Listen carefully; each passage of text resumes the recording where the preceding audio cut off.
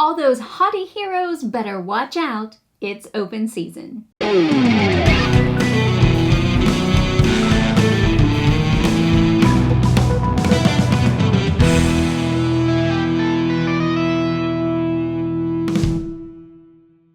Thanks for joining me at Tantrum House Studio D. I'm Melissa Delp. Open Season is a card drafting set collection game that has a spatial element to the scoring. It plays 2 to 4 players and takes about an hour to play. It's published by Sit Down, and they sent me this copy for review. In this video, I'm going to give a brief overview of the gameplay and then tell you what I think about it, what I like, and what I don't like. The game comes with a deck of hero cards, several types of cardboard tokens, double-sided player boards, and a score pad. In Open Season, you play as a dungeon lord who's tired of heroes traipsing through your dungeon and messing everything up. So you've decided to show your displeasure by decorating your wall with their heads. You're trying to have the most impressive and aesthetically pleasing collection. The game is played for 11 or 9 rounds depending on the side of the player board you use. On your turn, you choose 2 cards from the market. You place one on your wall and the other into your scoring stock. The card you play on your stock could trigger benefits that allow you to perform extra actions. After your turn is over, the next player refills the market and takes their turn. After the final round, you determine your score, and the player with the most points wins. Sounds pretty simple. Choose 2 cards each turn, but determining which cards to pick and where to place them isn't so simple. Each card represents a people type, like elves, mages, or dwarves, and an attribute, like an eye patch, crown, or tattoo. Where you place a card on your wall determines bonus actions, scoring, and immediate benefits. If I have an elf in this slot, and then place an elf in my stock, I trigger the action, looking at the top 2 cards of the deck and placing one on my stock. If that new card matches a different action slot, I activate that one too. The cards in these sections of the wall determine which types of people in my scoring pile will be worth positive and negative points. There are immediate benefits for locking these positions in during the early rounds. So as you're playing, you're thinking about which cards you want in your scoring pile and which you want on your wall. And there are restrictions on certain rows where you can't have the same type. So sometimes you have to take cards that aren't actually optimal.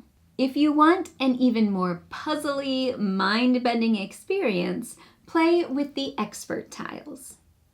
At the beginning of the game, you choose a bonus tile for each column.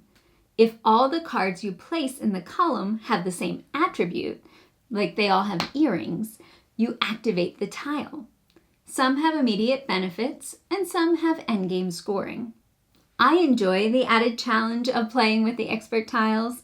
One of my friends compared it to Sudoku, where you're trying to get everything to match up perfectly. I've taught the game several times to new players, and I use the expert tiles.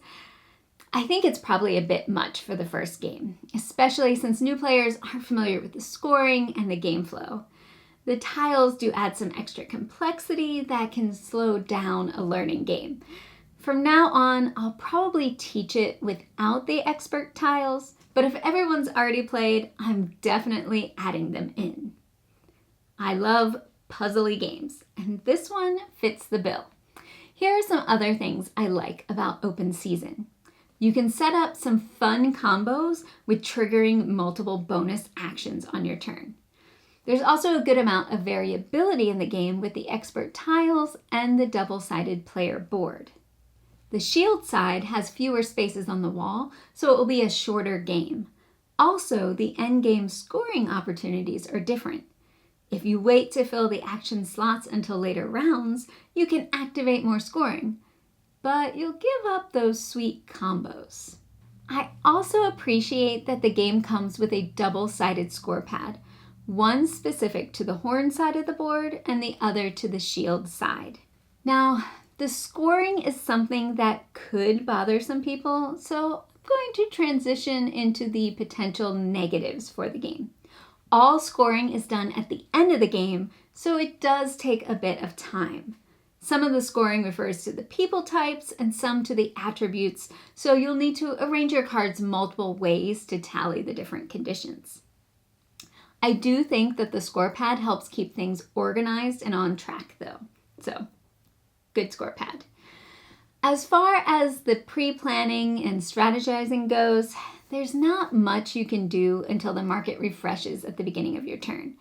I often know what types of people or attributes I'm looking for, but if they come out on another player's turn, there's no guarantee the cards will still be available when it gets to my turn. You have to adapt to the market. For player interaction, I prefer minimal interaction and for it to be indirect. The player board has one action that lets you steal the top card from another player's stock.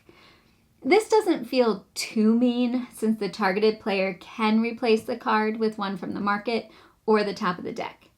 And sometimes having your card taken can actually be a benefit. But there are several expert tiles that let you attack your opponents by discarding their cards, giving them cards that could be negative points, or stealing their trophy tokens. If multiple players select these tiles, the game is going to be a lot more interactive and potentially mean. Personally, I don't really like those powers. A few of my friends had trouble distinguishing the different types of people during their first game. I think it might have been the sorcerers and the barbarians and possibly the dwarves and gnomes. But for me, I felt like the styles were distinct enough, and each type has a specific shape for the wall mount.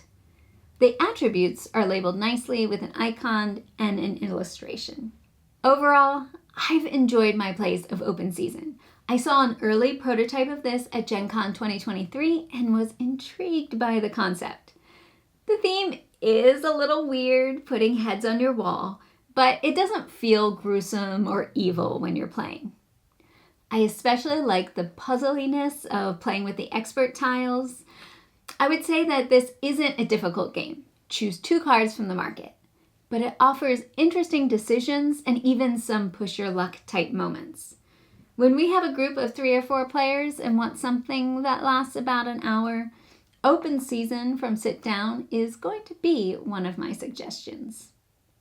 So, do you like puzzly games? Let me know some of your favorites in the comments. Thanks for watching, and please like and subscribe.